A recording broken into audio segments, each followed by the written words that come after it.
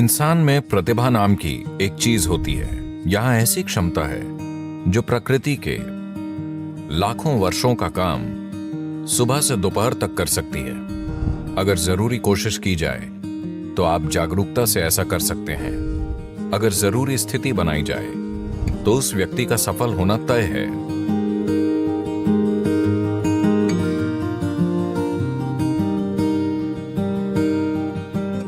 बात छोटी हो या बड़ी कोई फर्क नहीं पड़ता।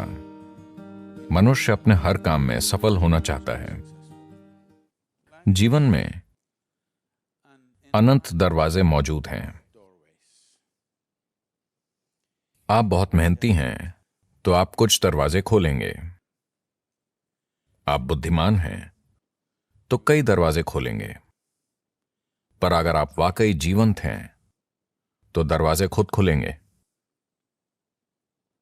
सफल होना लोगों के लिए इतना जटिल हो जाता है कि वो सफलता क्यों चाहते हैं ये आम तौर पर वो बिल्कुल भूल जाते हैं और वो सफलता के सिद्धांत बुनना शुरू कर देते हैं। हर तरह के सिद्धांत, जैसे सफलता क्या होती है। क्या मैं चुटकुला सुना सकता हूं? आप बहुत गंभीर दिख रहे हैं।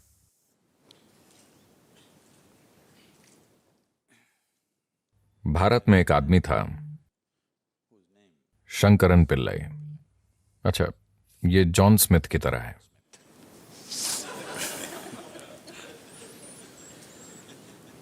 उनका बेटा अमेरिका आया। जाहिर है एक भारतीय युवक, यानी वो एक सॉफ्टवेयर इंजीनियर था। वो टेक्सास गया और वहां काम करने लगा। फिर उसे एक अमेरिकी महिला से प्यार हो गया। वो परेशान हो गया क्योंकि भारत में ऐसा प्रेम अपराध है। वो परेशान हो गया। फिर उसने अपनी मां को बताया। फिर मां ने पिता को बताया और पिता फट पड़े। वो उन्हें समझाने के लिए घर गया, पर बात नहीं बनी, क्योंकि भारत में कोई शादी करना चाहे तो लोग उसके परिवार की 500 पुश्तें जांचते हैं। वो उस व्यक्ति के वंश की शुद्धता देखते हैं जिससे आपकी शादी होगी। तो अमेरिका की एक गोरी महिला, आप उससे कैसे शादी कर सकते हैं? हम उसका वंश नहीं जानते, वो कहां से आई है, उसका वंश क्या है, दादा दादा दादा। तो वो समझा नहीं पाया और वापस आ गया और उसे फिर से प्यार हो गया और वो आगे बढ़ गए। तब शंकरन पिल्लई अपने बेटे को त्याग कर बोले, मेरा तुमसे कोई लेना देना नहीं है।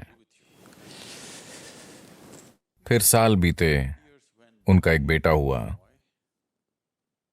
और उसकी तब की तस्वीर थी जब वो पैदा हुआ था, और पत्नी रोजाना अपने छोटे बेटे की तस्वीर फेसबुक पर अपलोड करती थी। छोटा सा बच्चा बड़ा हो रहा था। वो बेटे को त्याग चुका था, पर पोते की बात अलग होती है। धीरे धीरे 1-2 साल में उसे इस छोटे बच्चे से प्रेम हो गया जिसे उसने देखा तक नहीं था। फिर लोग अमेरिका से उसके पास आने लगे, अरे आपने अपने पोते को नहीं देखा? ओह, आप उसे जरूर देखिए, वो आपके जीवन का फल है। धीरे धीरे उसे इच्छा हुई। फिर उसने तय किया वो अपने बेटे का चेहरा नहीं देखेगा, पर अमेरिका जाकर सिर्फ पोते को देखेगा। और उस गोरी औरत को तो बिल्कुल नहीं देखेगा। फिर वो अमेरिका गया और उसे एक 7 साल का ऊर्जावान युवा लड़का मिला। वो एक फार्म में रह रहे थे। वो यहां वहां कुछ करता रहता था। उसे इस छोटे साथी से गहरा प्रेम हो गया। फिर एक दिन वो लड़का बोला, दादाजी आओ, मैं आपको तीरंदाजी सिखाता हूं। वो उस लड़के के साथ फार्म में गया और वहां उसने 8 लक्ष्य देखे। वो सभी तीर बिल्कुल निशाने पर थे। शंकरन पिल्लई ने यह देखकर सोचा, अरे ये मेरा पोता है। उसे भारत के सभी महान तीरंदाज याद आ गए, अर्जुन और एकलव्य, और उसे भविष्य दिखा।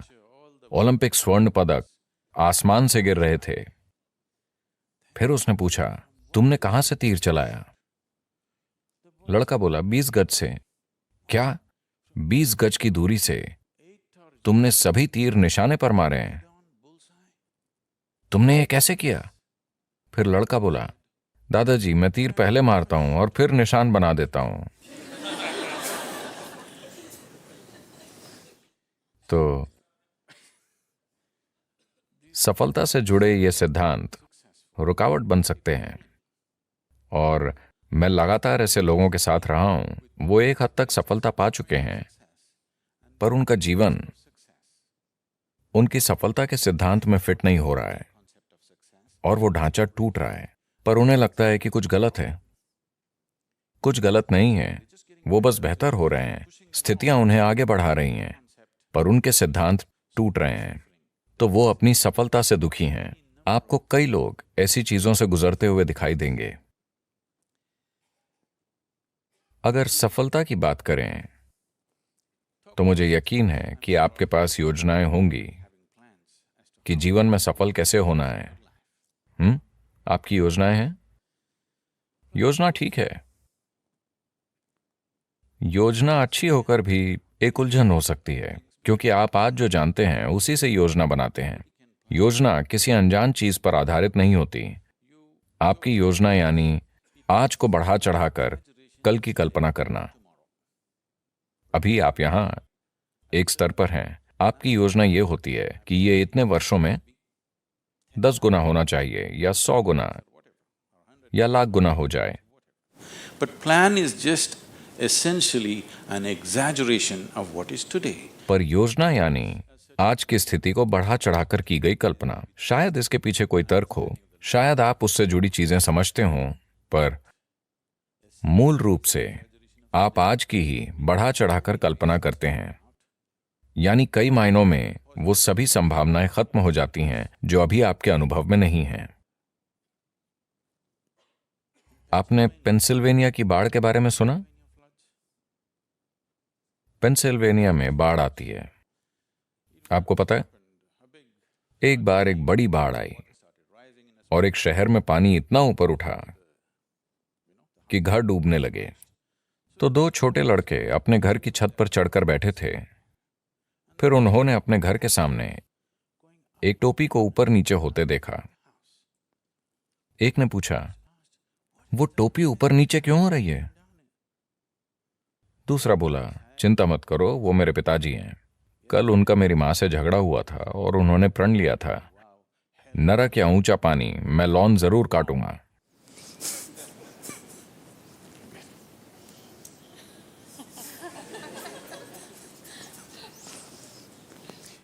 तो योजनाएं परेशानी बन सकती हैं।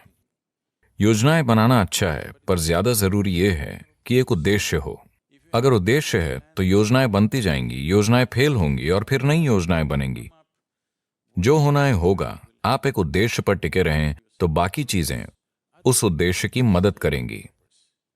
पर अगर आप किसी योजना पर टिके रहेंगे तो वो योजना खुद एक रुकावट बन सकती है। योजना संभावना भी है।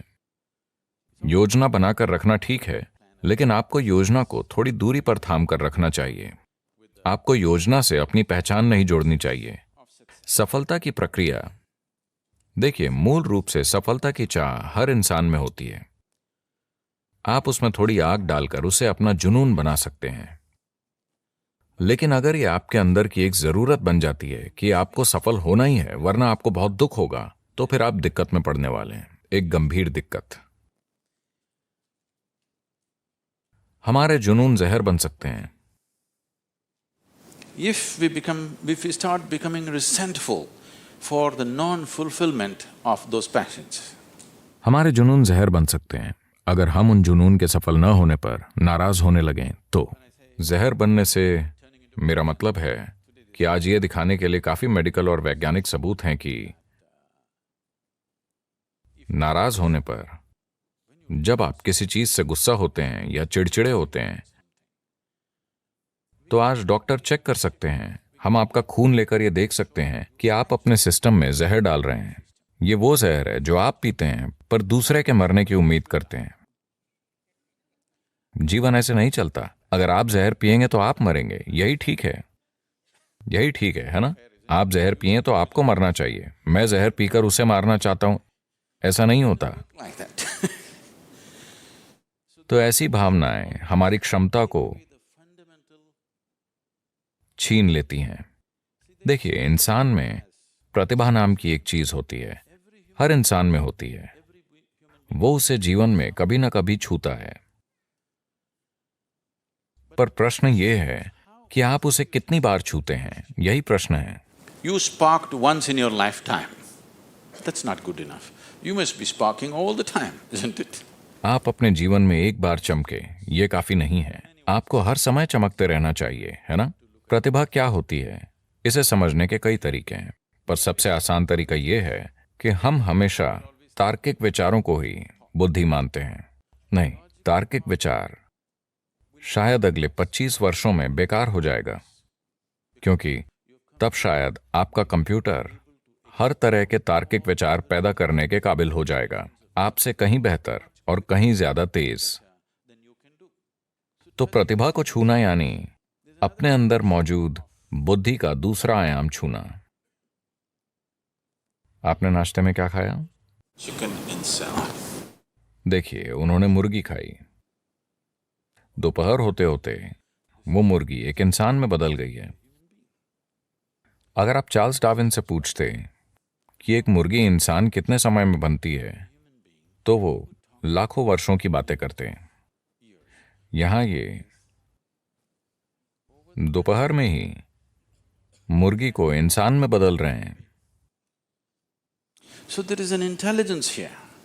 There is a competence here. तो यहां एक बुद्धि और क्षमता है जो प्रकृति के लाखों वर्षों के काम को बस दोपहर में ही कर सकती है। बस ये है कि ये बुद्धि अचेतन स्थिति में है। अगर कोशिश की जाए तो आप हर अचेतन प्रक्रिया को एक जागरूक प्रक्रिया में बदल सकते हैं। जागरूकता में अगर इस बुद्धि की एक बूंद भी आपको मिल जाए तो अचानक जीवन एक जादू की तरह चमक उठेगा। जो काम लोग मुश्किल से करते हैं वो आपके लिए आसान होगा। अब जब मैं बुद्धि कहता हूं तो लोग हमेशा ये सोचते हैं, अगर मैं लोगों से पूछूं कि बुद्धि कहाँ है तो सभी हमेशा यही कहेंगे, है ना? वो ये या ये या ये या ये नहीं कहेंगे। पर आपके शरीर की एक कोशिका आपके दिमाग से कहीं ज्यादा काम कर रही है। डीएनए का एक अणु 1 मिनट में इतने लाखों काम कर रहा है कि आप कभी समझ ही नहीं सकते, है या ना?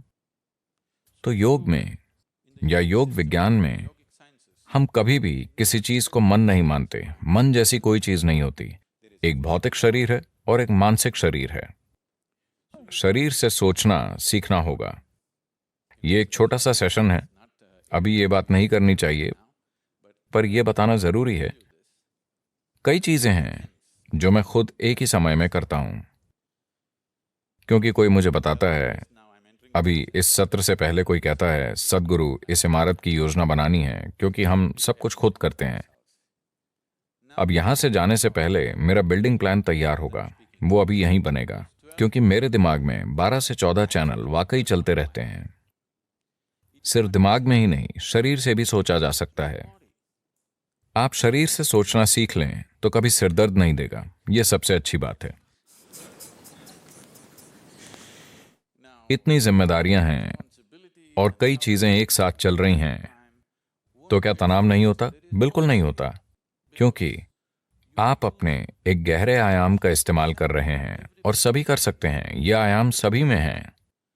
शायद आपके तर्क का स्तर किसी दूसरे से कम हो, सभी की तार्किकता अलग अलग होती है, पर हर इंसान, अगर आप एक गाजर खाते हैं तो उसे पचा सकते हैं, यानी आप में बुद्धि का एक और आयाम है।